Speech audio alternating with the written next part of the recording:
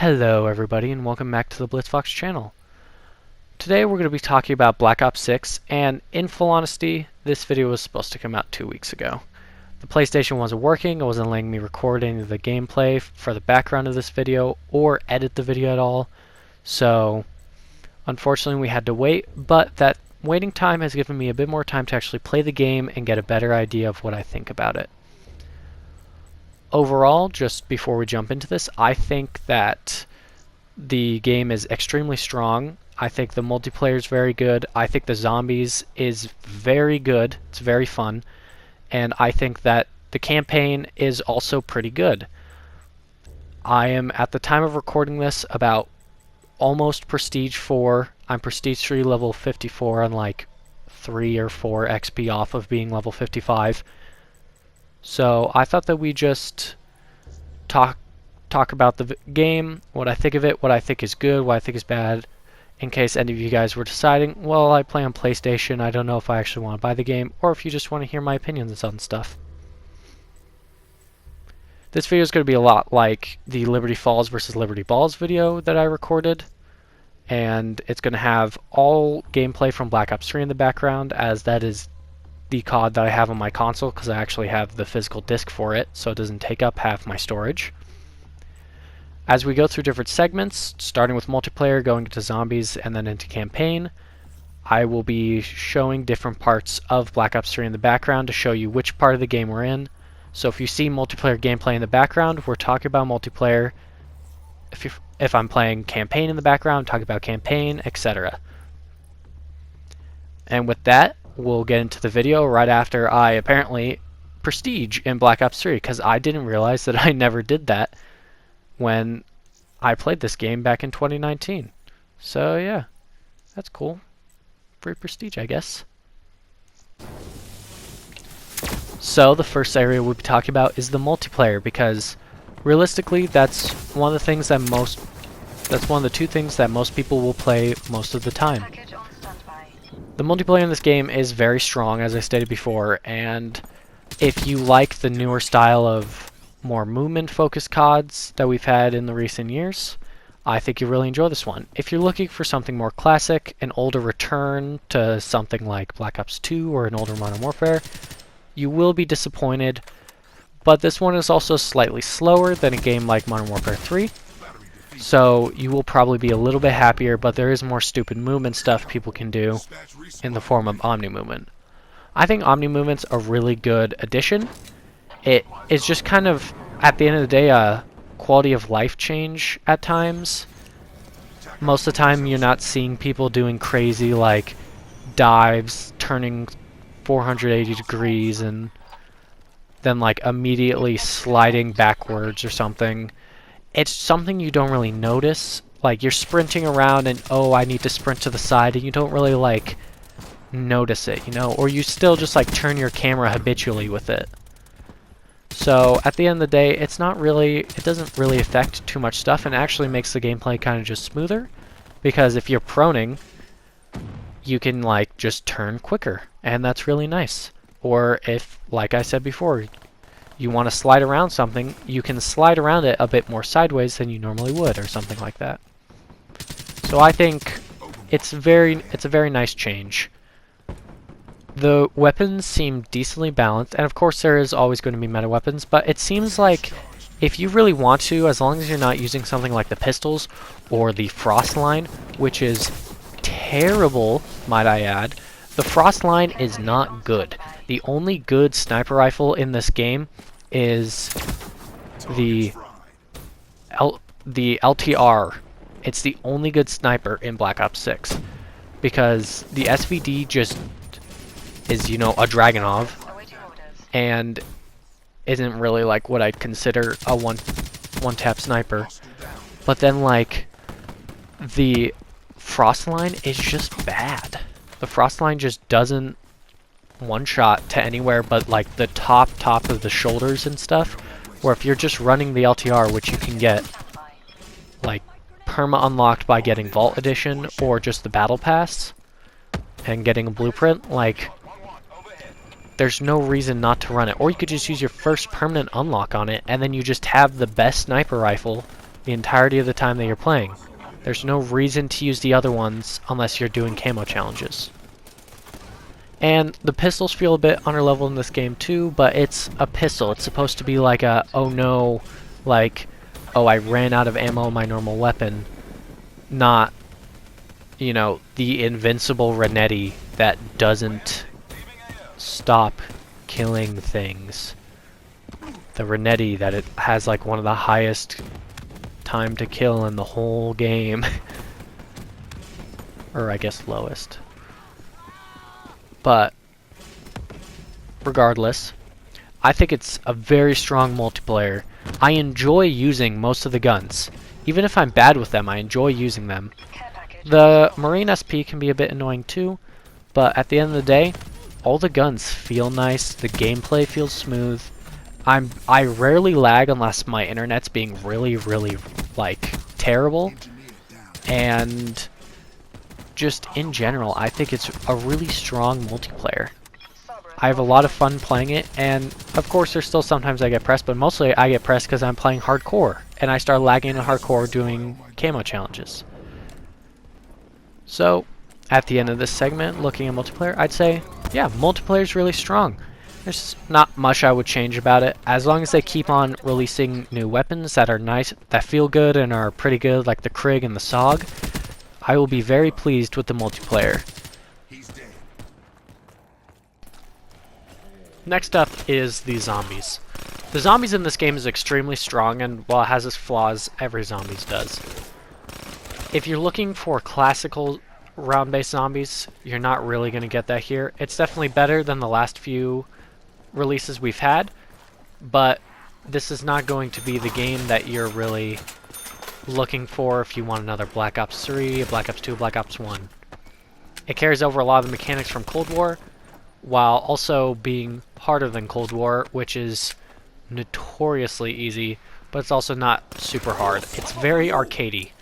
It is a very simple one, and honestly, it's one that I feel like I may end up coming back to more often than Black Ops 3 sometimes, because it's just easier to run with your friends and have a fun time.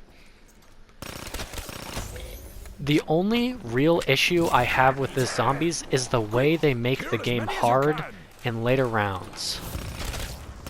The way they do that is by spawning tons and tons of manglers, and by making the bullet weapons fall off and damage a lot.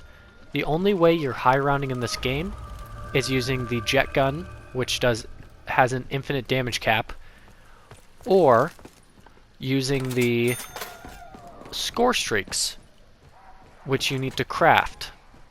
Of course, you drop enough salvage to craft them, but the way that the rounds are done is just, it's annoying. Past round 30, you might as well be fighting manglers more than zombies. Sounds like a big monster. He's attacking the building. I think, regardless, it's a very strong zombies. I have a ton of fun with it, and it's the most fun I've had with zombies in quite some time. I think it definitely beats out Cold War, and definitely beats out Black Ops 4, even though those are strong zombies titles. They're just not the strongest zombies titles, and Black Ops 6 is definitely more fun. I've poured a ton of hours into Black Ops 4. Black Ops 4 is just very janky. It doesn't work super well. Being always online has its downsides. The lag, I have died to lag before, but once again, the lag in this game is very rare. Unless your internet is being very non-cooperative, you probably won't lag, realistically. And that's a good thing. It's a very good thing for that to be like that. I'm not saying it's a good thing to be always online, but it doesn't lag, and that's good. The nice thing about it being always online is the save and quit, and the save and quit is such a nice feature. I don't always have time to sit down for like a whole day and try to do a high round for like 4 hours. It's really nice when you just are able to save that one solo one where you're just going as far as you can, especially when later rounds, the rounds can take upwards of 15 to 20 minutes just for the bug rounds, or which are the equivalent to dog rounds in Liberty Falls. And speaking of Liberty Falls, I know I made a video called Liberty Falls versus Liberty Balls talking about how we really need a super in-depth like Easter egg that takes us to this whole new area, and there needs to be some way to actually unlock Pack-a-Punch. But the more I've thought about it, the more I felt like we really don't need that. That's what we want, of course. We would want both maps to have a really in-depth Easter egg, a really in-depth everything. But I feel like it's very nice that there's a just simple, just fun map. It just flows easily. I love the exterior one, by the way. That just flows easily. And just like, it's just nice to play. Because for everything that I might not like about Liberty Falls, you know, I think it could definitely be more zombified. I think there's definitely something to be said about how some of the sections of the map are, all the cars exploding so easily and such. I feel like there is so much good about it that comes when you're trying to do camo grinds, when you're trying to just high round. That just makes it so much fun. The Wonder Weapon itself is fun on the map, and that's amazing. And honestly, I'm okay with having a map like Liberty Falls, which could stand to be a little bit more zombies-esque, as long as we end up getting more good maps like Terminus. The next map, by the way, releases on December 5th for zombies, is Castle Del Monte, and it's seeming like it's going to be very similar to Der Eisendrache, with elemental weapons which have been believed to be swords due to data leaks. But to be clear, that is data mining, and that can't be like specifically vetted. I think that as long as the DLC season for this game is very strong and the maps continue to be really good, then I am fine if one of the two maps they released, which has some of the most fun side Easter eggs, like bowling every couple of rounds, and being able to turn into a big trap, and having our old Wonder Weapon brought back from the dead to something amazing, I could not be happier. And speaking of the other maps, Terminus is a great map. Terminus really is an aesthetic that I really like. It's one of the reasons why I really like Zetsubo no Shima. It's because it's like this old, like, laboratory, like, prison thing. And you're just like, this thing has just succumbed to, like, the elements, for instance, in Zetsubo. But it's also just kind of like out in the middle of nowhere. I mean, you go to these islands in Terminus that are just kind of there and have a bunch of plants and stuff, and also you go down on so easily. The boss enemy in that map isn't as annoying as the Abominant from Liberty Falls. It still does not die, but it's not as, like, annoying where it doesn't actually do something. Like, it's a genuinely scary-ish enemy that at the time of release had the possibility to just straight up one-shot you sometimes. I think it flows really well. It has some of my favorite training areas in a lot of zombies games, and it has some of the coolest traps we've seen in zombie games for a while, as on top of one of the best boss fights we've seen in a long time.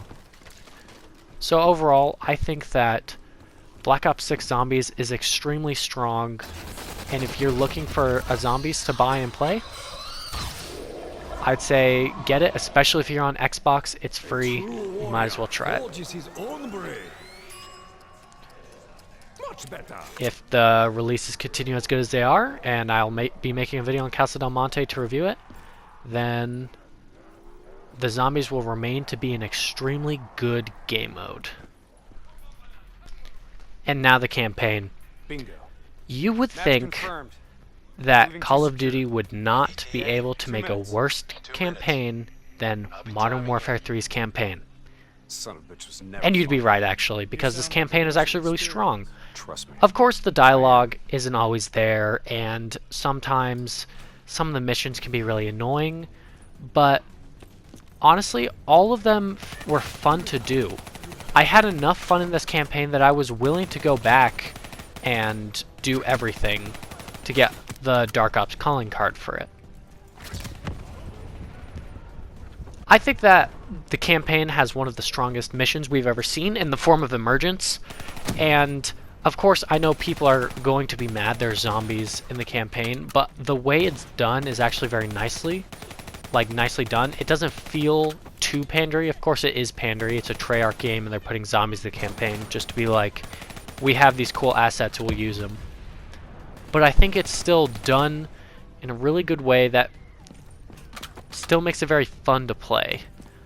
You know, I played through the whole campaign on Hardened, and Emergence is also, it's not like a it's not like a horror game level scary, but like, I hate mannequins, I hate weeping angels and stuff like that. And oh my god, that mission had me freaking out at times. The first time I played through it, I did replay it and it didn't scare me like at all. But the first time I played through it, I had seen someone play through the campaign and was still like freaked out by this like scary mannequin level that I was like, oh, I don't like this, because I didn't know how many were going to spawn, which ones would actually move when you look away from them and which ones wouldn't.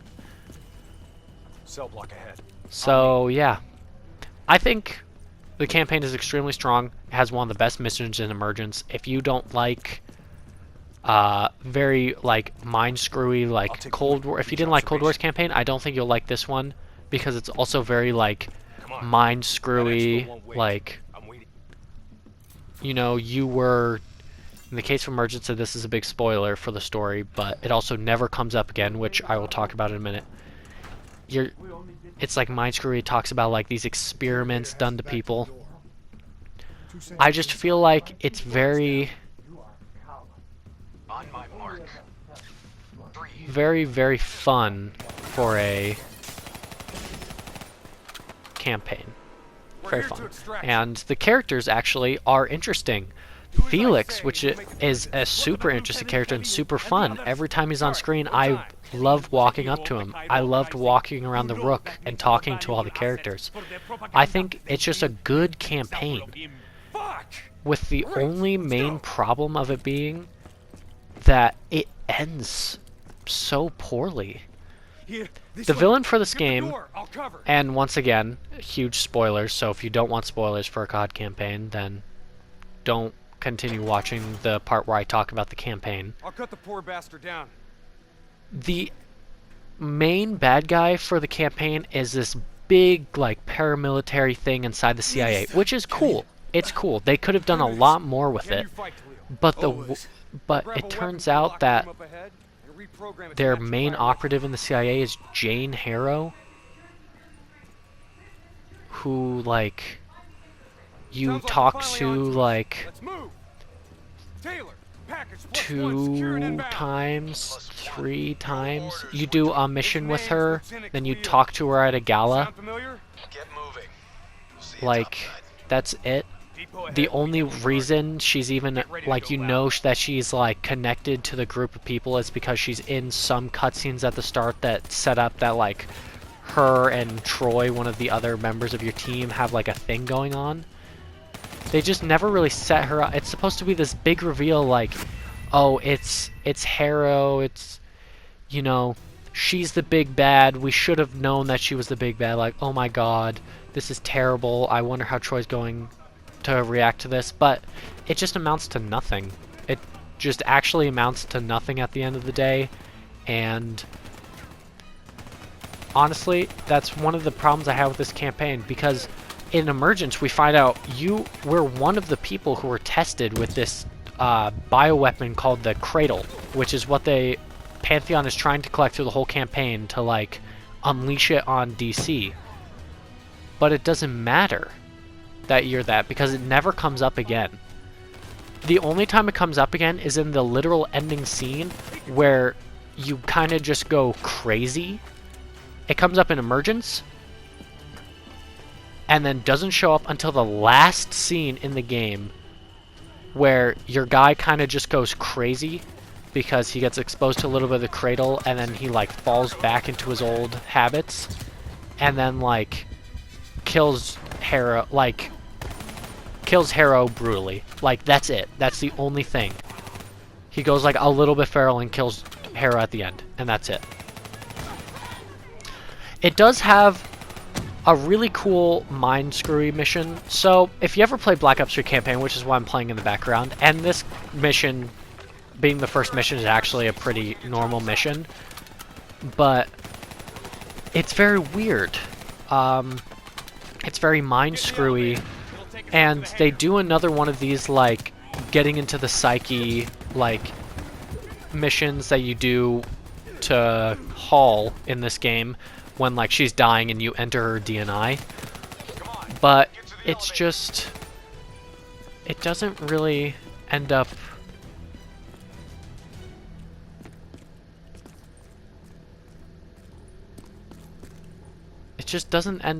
like amounting to anything because it's still about Jane. You know nothing really about Jane other than she's connected to Troy until your team starts interrogating her and you learn that like, oh, her parents died as a kid and she was brainwashed into thinking it was Adler who did it when it was just some random operative, and that Pantheon had like manipulated her into thinking that the CIA had killed her parents. But she hasn't been really set up at all. So once again, why does it matter? Your imaginary watch is fast. There's just so much they build up to, and they could have made it so great. If it turned out that, once again, Adler was a bad guy or Case was a bad guy, that would have been amazing. They could have done so much with that. But, or if it turned out that even like Case was actually Bell or something, like even then, while annoying because COD has a habit of not killing off its characters, would still be alright. But it just amounts to nothing. In terms of gameplay, it's a great campaign. It's one of the really fun campaigns that I've played. But in terms of just being like a game to play for the story, in terms of CODs, it's just not there. If you want a good story, play something like 2019 where everything that's set up is delivered on. You know, the main you learn at first that's the Russians who are the main bad guys, and they are the bad guys for the whole time. The main villain is built up through that entire game. The main villain in Modern Warfare Remastered is built up through the entire game. The villain, even in Black Ops 3, is built up, like, through the game to be, like, something is messing with Taylor's team, and once you learn it's an AI, it makes sense the whole time. But learning it's Harrow, when you're not even given any hint that it could be Harrow, so it's never, like, something that you feel rewarded for learning about either. You just kind of are like, oh, that's how it is, I guess. So, at the end of the day, campaign's really good, campaign's really fun, but if they had just ended it better and followed through on some of the character lines just a little bit better, I think it would have been so much stronger. And with that, we come to the end of this video. I hope you guys enjoyed watching my gameplay in the background while I talk about this. I know it's a more rambly video. It's about 25 minutes long as I'm saying this right now, it looks like. But I am glad that you guys do come to my videos and watch them. And I hope that in some way you do enjoy listening to me rant about the things that I like doing. I hope you guys enjoyed this video, and if there's any other questions you have about this game, what I think about something in this game, ask me in the comments below. I am more than willing to check the comments on my videos. I do it every so often anyway, and I will respond to any that you guys leave. So, see you guys in the next video, and if you want to see more videos like this on maybe a different game that you guys know I play a lot on the channel, or if you want to see something on like a game that another game that I really like, or a game that you might play and you want to know what I think about it if I've played it, let me know.